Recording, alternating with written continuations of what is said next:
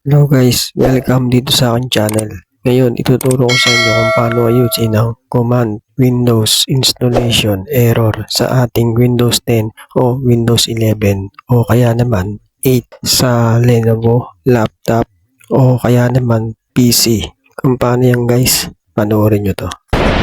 Should've seen you was trouble right from the start. Taught me so many lessons, how not to mess with broken hearts. So many questions. When this began, we was the perfect match. So, unang gagawin natin dito guys, magta-type tayo dito sa keyboard ng Shift F10 o kaya naman i-press natin itong Shift Fn plus F10. Tapos nito guys, may lalabas dito sa screen natin ng CMD. I-type lang natin dito, Rich Edit. Tapos i-enter lang natin, tapos lalabas na rito yung Registry Editor. Click lang natin itong local machine. Tapos itong system. Scroll down lang natin, tapos may makikita ka ditong setup. Click natin to.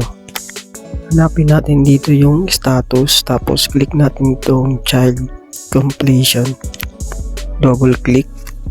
Pagkatapos nito guys, may makikita ka ditong setup.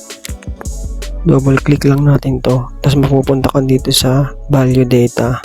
Yung 1 gagawin natin 3, tapos press OK.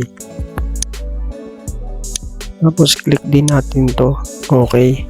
Makikita mo nga dito guys, naglo-loading na siya, nagre-restart na yung laptop. Yan nga guys, ganun lang kadali.